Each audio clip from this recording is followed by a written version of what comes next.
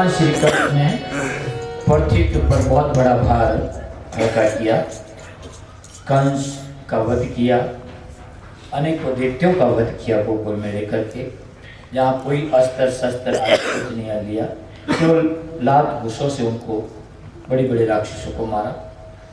मथुरा के अंदर जरासंध 17 बार आक्रमण किया, 23 अक्षोणी सेना लेकर के उनको भी संहार किया। फिर बाद में भगवान ने महाभारत युद्ध के अंदर कौरव और पांडवों के दोनों पक्ष को निमित्त बना करके बहुत सारे राजाओं को पृथ्वी का भार हल्का किया उनसे। उनके बावजूद भी पृथ्वी पर जो यादवों की जो सेना ना कृष्ण को आश्रय पार करके बड़ी दुर्धर्ष सेना थी, ये भी पृथ्वी के ऊपर बहुत बड़ा भार था। इन यादों को कोई कैसे परास्त कर सकता, कोई इनको नहीं हरा सकता, क्योंकि कृष्ण इनके आश्रय थे। भगवान कृष्ण ने देखा कि ये यदुवंशी मेरे आश्रित हैं, इनके पास अपार सैन्य शक्ति है, इनको देवता आदि भी पराजित नहीं कर सकते, तो सामान्य मनुष्य की क्या बात है। ध्यान देना, यादव की सेना को देवता आदि भी परास्त नहीं कर सकते। भगवान कृष्ण ने कहा तो फिर सामान्य मनुष्य की तो क्या बात है। इसलिए जिस तरह परस्पर रगड़ खाने के कारण बांस के वन में आग लग जाती है, पूरा का पूरा वन जल करके भस्म हो जाता है, उसी तरह यदुवंश में भी परस्पर कलह उत्पन्न करा करके उनका विनाश करा करके मैं शांतिपूर्वक अपने वैकुंठ में ध्यान देना। भगवान कृष्ण की इच्छा थी कि जिस तरह से वन के अंदर बांस का वन होता है, आपस में टकरा करके उस वन के अंदर आग लग जाती है और पूरा आग वो बांस का वन जल करके खत्म हो जाता है, इसी तरह से ये यदुवंशी आपस में ही परस्पर झगड़ा करके समाप्त हो जाए। भगवान की ऐसी इच्छा थी। इस बात से ध्यान देना, भगवान कृष्ण अभी तक द्वारका में अपने पिता वसुदेव के घर में अब वो काल के रूप में निवास कर रहे हैं।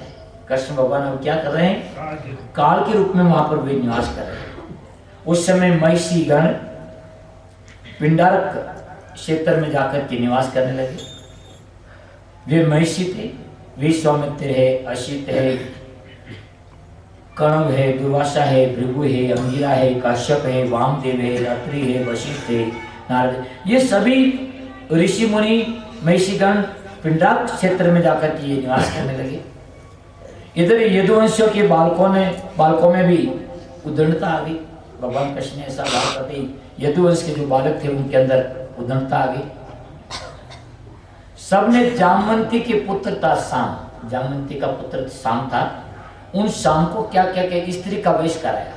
स्त्री न उन पेट रे माते मुसल बांध दियो, कड़े गई मुसल बांध दियो और उठे महिषी करने ले जाए ने क्योंकि हो महिषी लोगों आप मोरे नवविवाहित दुल्हन है, नवविवाहित बहू है, गर्भा है, अभी इन्हें छोकरो रही के छोकरी रही थोड़ा बताओ।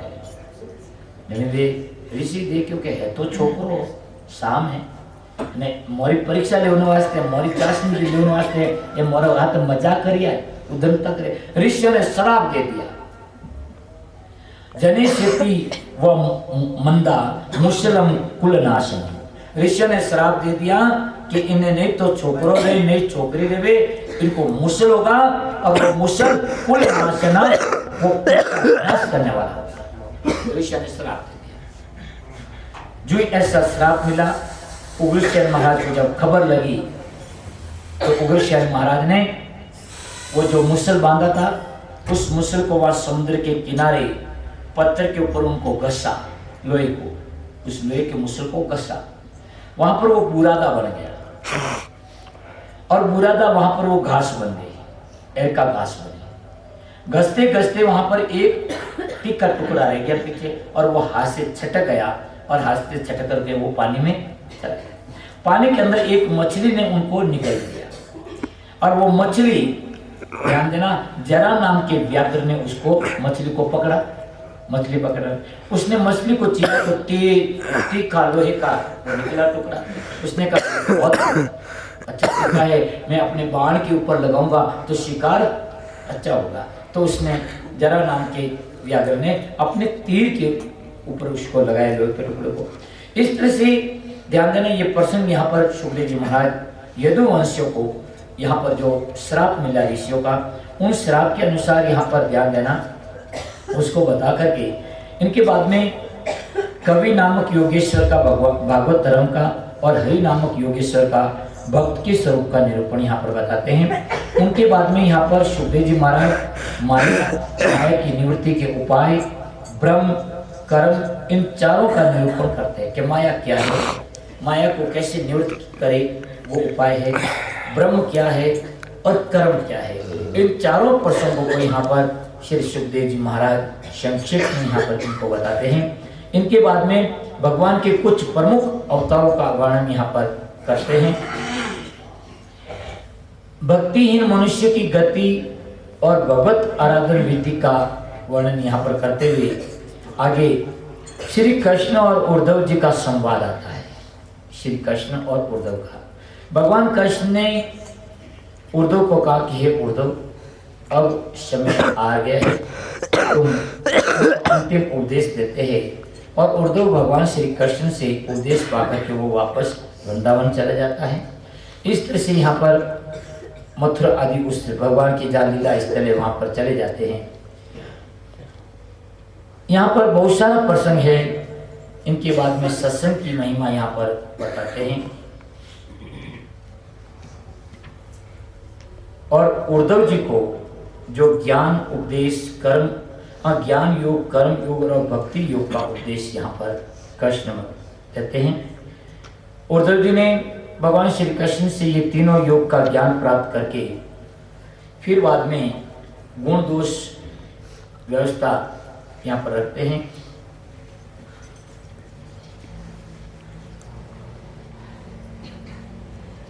तितिक्षु ब्राह्मण की इतिहास यहाँ पर बताते हैं। और जो अभी आपने देखा था यदुवंशों के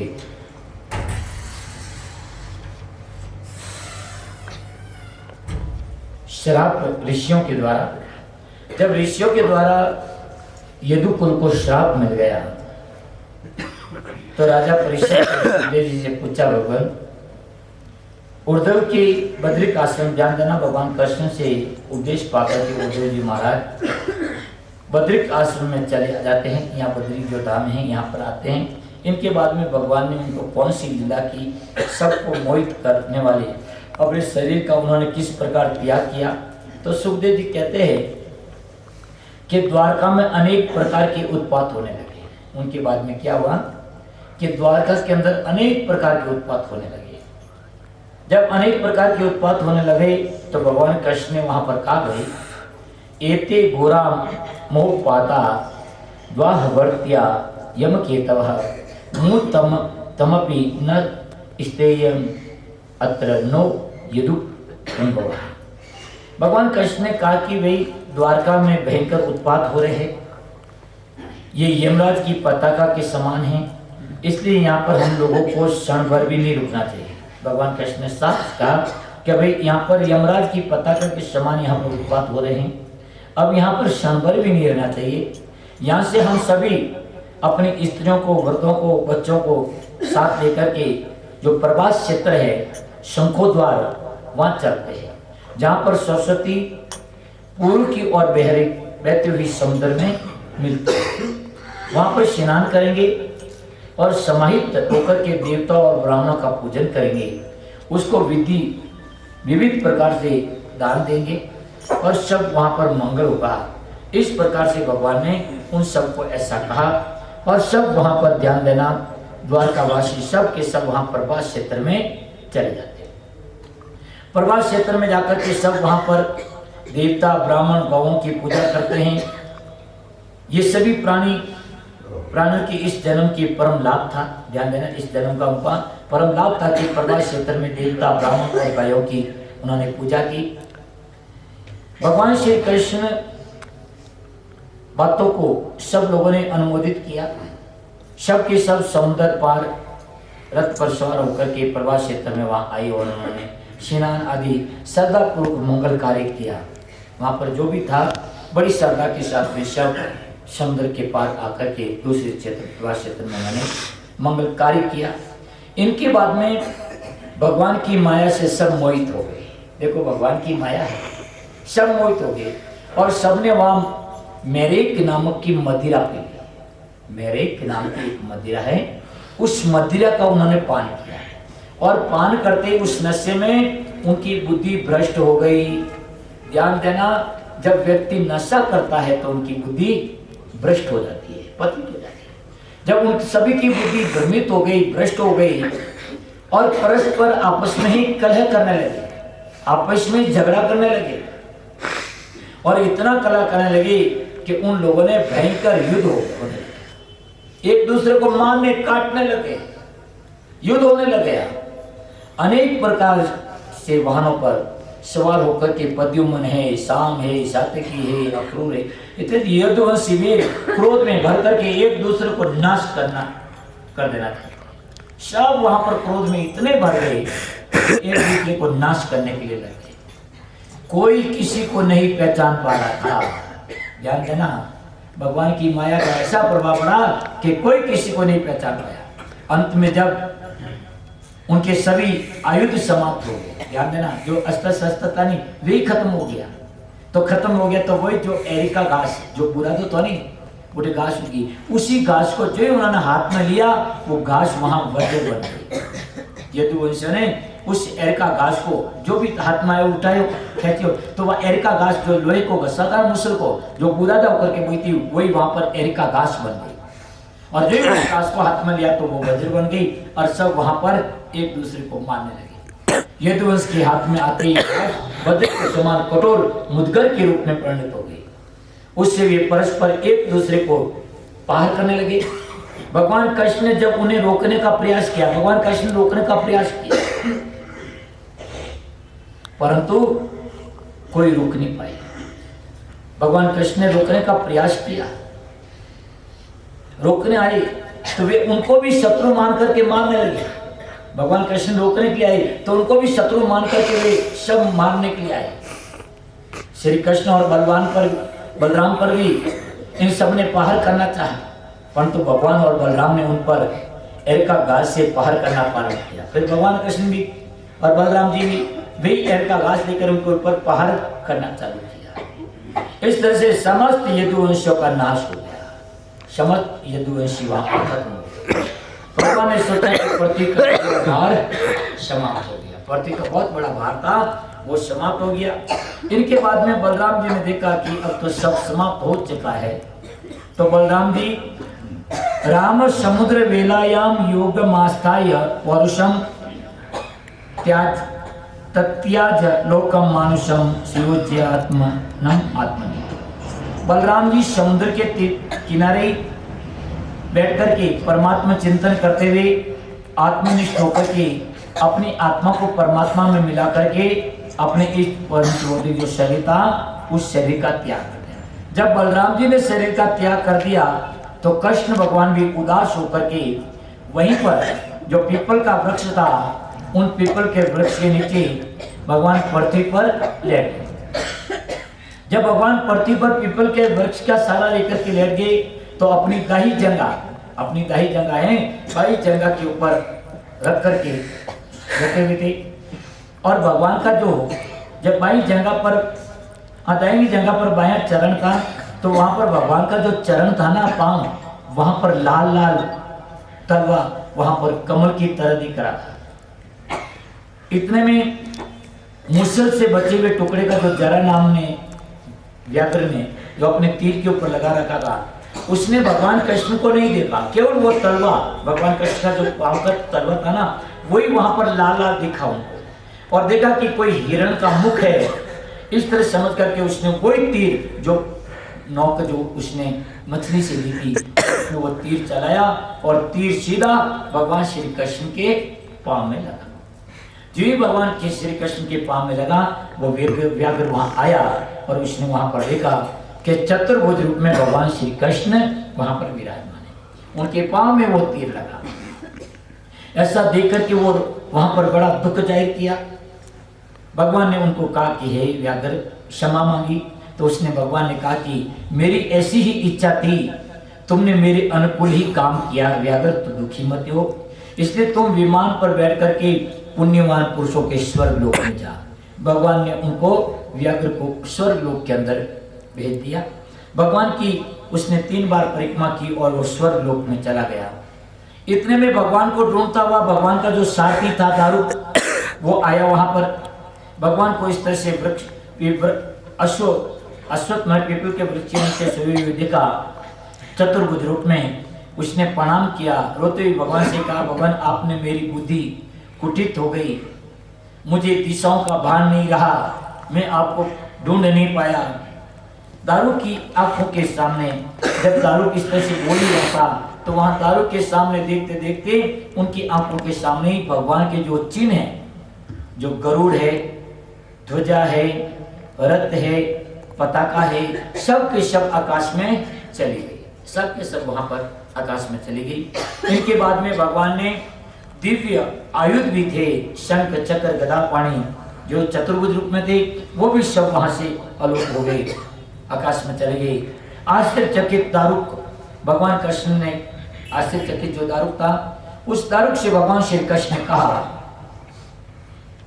यह दारुक, गच्छ द्वारवती सुत ज्ञातीनां निधनम मिथ सकृष्णस्य निर्याणम बंधुभ्यो ब्रूहि मद्दशाम। हे दारुक, तुम यहाँ से द्वारका चले जाओ। दारुक, अब यहाँ पर मत रहना, तुम यहाँ से द्वारका जाओ, और जो मेरे बंधु बांधव है, जैसे मेरे माता है, पिता है, उधर वहां अर्जुन आया हुआ था, उनको है, मेरे बांधवों को यादों के परस्पर संघर्ष करके विनाश का और बलराम जी की मृत्यु का और मेरे स्वधाम गमन का समाचार देना। तुम लोगों को अब द्वारका में नहीं रहना। भगवान कृष्ण ने मना क्या, कहे दारुक, उनको कहना और तुम भी अब द्वारका में नहीं रहना। मेरे नहीं रहने पर ये द्वारका समुद्र में डूब जाएंगी। सब लोग अपनी अपनी संपत्ति लेकर के अर्जुन के साथ इंद्रप्रस्थ चले जाओ। तुम सब लोग अर्जुन के साथ में संपत्ति लेकर के इंद्रप्रस्थ चले जाओ। तुम स्वयं भागवत धर्म का अपना करके हे दारुक ज्ञान निष्ठ हो जाना। ये सारा संसार मेरी माया की रचना है। भगवान श्री कृष्ण ने कहा कि ये सारी जो संसार है मेरी माया की रचना है। दारुक ने भगवान के 3 बार परिक्रमा की, नमस्कार किया और वो उदास होकर के द्वारका चला गया। इस तरह से सुखदेव जी महाराज ने भगवान श्री कृष्ण का पृथ्वी को छोड़ करके ध्यान देना। भगवान 11 साल तक रहे थे गोकुल और वृंदावन में, और 14 साल तक रहे थे मथुरा में, और 100 साल तक द्वारका के अंदर भगवान ने यहाँ पर रहे। तो 125 साल तक यहाँ पर भगवान कृष्ण यहाँ धराधाम पर रह करके उन्होंने अनेक प्रकार की लीलाएं की, बाल लीलाएं। और फिर बाद में पृथ्वी का बहुत बड़ा भार था, यदा यदा ही धर्मस्य ग्लानिर्भवति भारत, जब जब धर्म की हानि होती है, अधर्म बढ़ जाता है और साधु लोग दुखी होते हैं सजन, उस समय भगवान हर युग के अंदर अवतरित होते हैं। और अवतरित होकर के सबसे पहला काम है दुष्टों का संहार करना, राक्षसों का संहार करना। पृथ्वी जिन अतिताइयों से जो भार स्वरूप हो जाती है, पृथ्वी ध्यान देना कोई जनसंख्या से भार स्वरूप नहीं होती है। ये जो है ना, अब क्या कहे आपको, जो सरकार है कुछ भी है, हम दो हमारे दो की नीति अपना, इससे कोई पृथ्वी को भार नहीं है। भार तो उनके कृत्यों से हो रहा है, कृत्यों के द्वारा, आतताइयों के द्वारा, उन लोगों के द्वारा यहाँ पृथ्वी भार स्वरूप होती है, पृथ्वी को भार लगता है। तो भगवान कृष्ण श्री हरि अवतरित होकर के उन दुष्ट लोगों का संहार करते हैं और साधु जनों की रक्षा करते हैं और वापस धर्म की स्थापना करते हैं। इस तरह से भगवान 125 साल तक यहाँ पर रहे। इनके बाद में यहाँ पर भागवत श्री भगवान का स्वधाम गमन के बारे में बता करके दारुक ने द्वारका आकर के वसुदेव जी और वृषण को सारा हाल सुना दिया। यादों के विनाश की बात सुनकर के द्वारका के सभी लोग मूर्छित हो गए। जब भगवान के इस तरह समाचार सुनकर सब मूर्छित हो गए, यादवों के विनाश की बात सुनकर के द्वारका के सभी लोग मूर्छित हो गए। देवकी और रोहिणी वसुदेवी ने यह समाचार जाना, सुनकर के उनके प्राण निकल गए। बलराम जी की पत्नियों ने उनके शरीर को और भगवान की पुत्र वधों ने अपने पत्रों के शरीर को लेकर के उन्होंने भी अपना शरीर त्याग दिया। भगवान की पटरानियां भी अग्नि में प्रवेश कर गई। और इनके बाद में शोकार्त अर्जुन ने अपने बांधों को पारलौकिक कर्म संपन्न किया। ध्यान देना, उनके बाद में अर्जुन ने यहाँ पर शोकार्त जो पटरानियां थी उनके बांधों का जो भी पारलौकिक कर्म है वो संपन्न किया। समुद्र ने भी भगवान के मंदिर को छोड़कर के सारे द्वारका को उसने डुबो दिया। आज भी द्वारका के अपने भवन में नित्य निवास करते भवन अर्जुन उनके बाद में द्वारका में व्रज को राज्य अभिषिक्त किया। और द्वारका के बचे हुए बाल वृद्ध भगवान की रानियों को लेकर के अर्जुन इंद्रप्रस्थ के लिए निकलता है, परंतु वही अर्जुन और वही गांडीव और रास्ते के अंदर अर्जुन समस्त लूटा जाता है। ध्यान देना, अर्जुन की वो शक्ति थी, वो ताकत थी कि महाभारत युद्ध को जीता था, परंतु जो वही अर्जुन इन समस्त द्वारकावासियों को बचे हुए बाल आदि लेकर के, बालकों को लेकर के, वृद्धों को लेकर के, रानियों को लेकर के चला, तो रास्ते के अंदर वही अर्जुन, वही गांडीव सब वहां पर उनकी लूट लिया जाता है। क्योंकि अर्जुन के अंदर जो शक्ति थी, सामर्थ्य था, वो परमात्मा का था, श्री हरि का था, श्री कृष्ण का था। और श्री कृष्ण के नहीं रहने पर वो सब भगवान की इस पावन कर्म लीला का श्रद्धा और भक्ति पूर्वक श्रवण करने वाले व्यक्ति समस्त पापों से मुक्त हो जाता है। ध्यान देना, भगवान की इस पावन कथा को जो श्रद्धा और विश्वास के साथ में सुनता है वो समस्त पापों से मुक्त हो जाता है। इनके बाद में कलयुग के राजाओं का वर्णन आता है। कलयुग के धर्म, सुखदेव जी कहते हैं धर्म, सत्य, सोच, क्षमा, दया, लोगों की आयु, बल, स्मृति ये सब नष्ट हो जाएंगी। ध्यान देना, कलयुग में धर्म नाम रो धर्म रहना, बाकी धर्म नहीं है। सत्य होगा नहीं, पवित्रता होगी नहीं, क्षमा भाव होगा नहीं, मन में दया होगी नहीं, लोगों की आयु कम हो जाएगी, बल कम हो जाएगा, स्मरण शक्ति भी हो जाएगी। यहाँ पर कलयुग के बारे में बताया कि धनी पुरुष ही कलयुग में सदाचारी और कुलीन माना जाएगा। कलयुग रीतियां भी ध्यान दीजिए।